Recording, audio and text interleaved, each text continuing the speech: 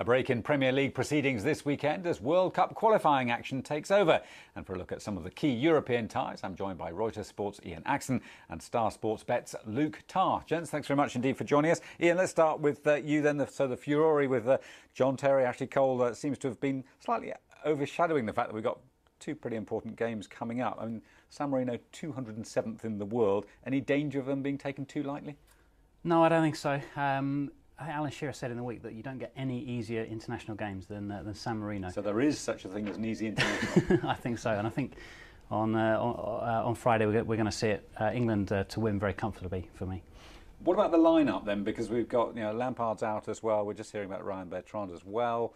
What sort of lineup is he going to go for? I imagine a fairly attacking one. I can't see San Marino posing too much threat. It's a great opportunity, isn't it, to try out a few players. I think Ashley Cole's going to be rested. Leighton Baines comes in.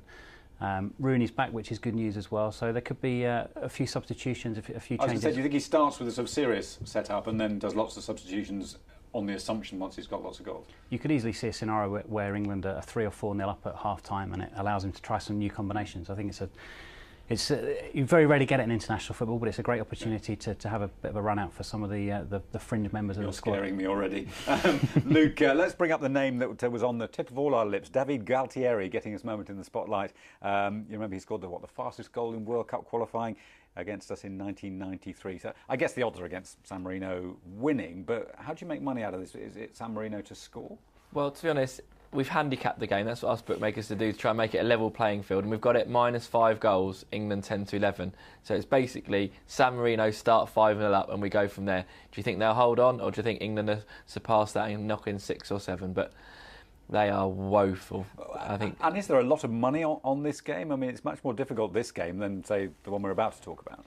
Yeah, there will be a lot of money, and there will be a lot of money on that market. I mean, most people will want to watch the England game because they'll expect to see a lot of goals. For example, it's a sellout, unbelievably. So everyone will be looking for an angle. Rooney to score a hat-trick at 3-1 might be one, but I think England to win by more than 5 at 10-11 is probably a good thing. OK, well, let's move on to Tuesday's game against Poland. Much tougher prospect, obviously, and Poland looked pretty reasonable in the Euro Championships, and they've got Lewandowski being courted by loads of Premier League sides. How do you see this one actually going?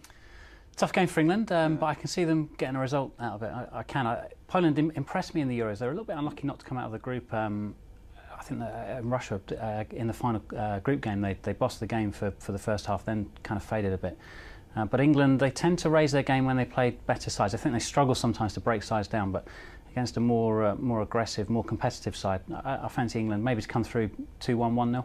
OK, confidence there. Luke, punters do tend to favour England. There's always a lot of money involved there. There could be an upset here, don't you think? Yeah, the bookmakers pal England, aren't they? Have been for a while now, but they're even money England, 50-50 chance. I think we've played Poland 17 times and they've only ever won once. I think history dictates that England do well against Poland. I agree with what you say, that England do tend to perform better against the better sides, and I think they'll step up, and I expect them to win. OK, but not by a lot, because we don't enjoy watching these games as punters, do we? No, I mean, when was the last time you enjoyed watching an England game? Having money on it just makes it worse, I think. But no, I think they're expected to win, England.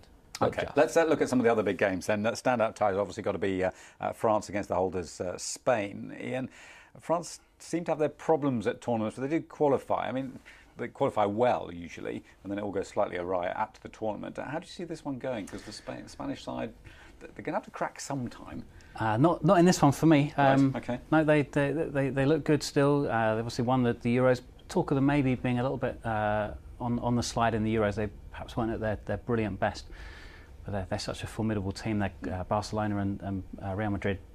Not the best form at the start of the season, but they're still very strong, and so the club sides are still supplying very good players to the national side, and they just look the team to beat as ever. OK, so Luke, how do you make money on this one? Spain presumably favourites, so you make money with France, do you? No, you make money by backing Spain. How can you oppose the best team we've seen in years and years and years? And everyone thinks, oh, they're going to have to fade away at some point. Look at the French in 98, 2000.